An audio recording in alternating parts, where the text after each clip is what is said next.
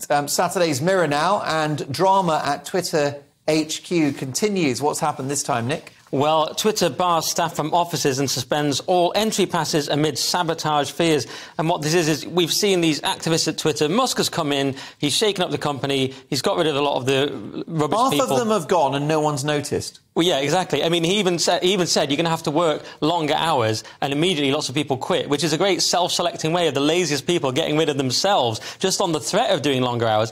But because half of them are activists, they're now having to actually shut down. You can say in a minute, you don't have to, like, roll your eyes during my... But in a minute, they're now all having to... They're worried that they're going to sabotage the actual company, because if you've got a lot of activist staff that hate the... You know, they've been posting things on Twitter that are actively against the boss publicly, so imagine what they'll do in private. So they've become so concerned they actually now can't let them back in. Although there was a funny thing where apparently Musk had to re-contact someone to say, can you actually let us in because we don't know how to get in, so, yeah.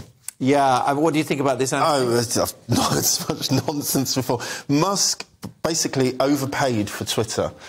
Twitter's losing £1 billion a year. It's £3 million a day. That is the last purchase in tech where anybody's going to pay stupid money. And when you look across the whole tech industry, you're seeing Deliveroo pulling out of Australia. They weren't pulling out of any countries, a few weeks ago.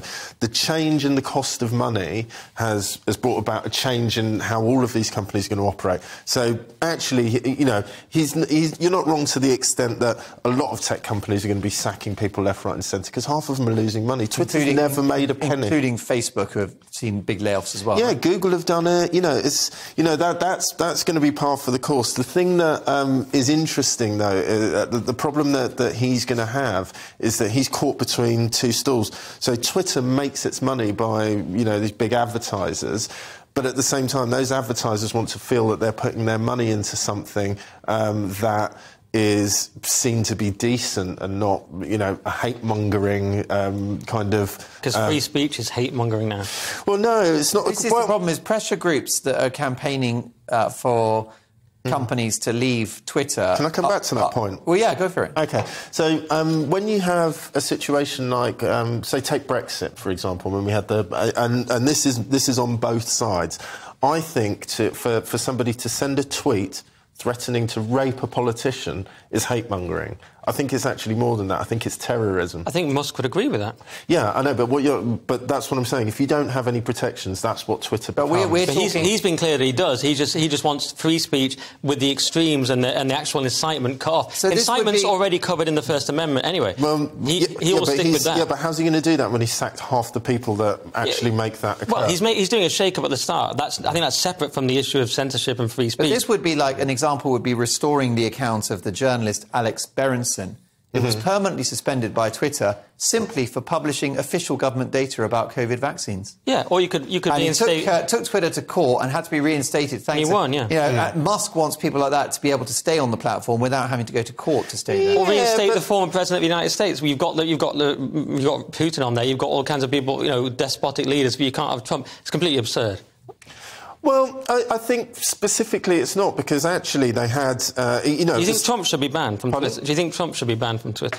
I think the ban that he undertook was absolutely correct, because he used it to incite violence. Trump used it's just so absurd. So do you not accept? Do you not accept that a bunch of people went with guns and actually tried? You've got actual. Despotic leaders. Let Anthony finish. No, he's just going to talk about Jan 6. It's so obvious what he's going to say. OK, or more recently, they went round to Nancy Pelosi's house with a hammer. And that was Trump's fault for being on Twitter. No, that's not a serious argument. That's what he foments. That's just laughable and ridiculous. So it didn't happen then, or it did happen? You hang yourself with that argument because it's so absurd. The only hanging was the people going up with the mop things trying to hang Mike Pence. You can have all kinds of terrorists and all kinds of despotic leaders, but Trump can't be on there because you don't like his politics. No, it's not that I don't like his politics. I don't really go on Twitter. It's not my thing. My point is that they have a set of rules. They've got to try as best they can. He had God knows how many warnings. Well, the people behind that are luckily now sacked, so he may be able to come back on. But I did actually read the entire transcript. So I'm not just talking nonsense. I've read the entire transcript of the first meeting between Elon Musk and his staff. It's actually very exciting. He's trying to do new things with it. He wants it to be a payment platform. He wants to bring YouTube people on to monetize videos and so on. So he has a lot of very interesting... It's going to just go broke. I mean, Well, if it fails, it'll go broke. But he did very well with Tesla. He's done well with his other companies. So if anyone can do it, I think Musk can, but let's see.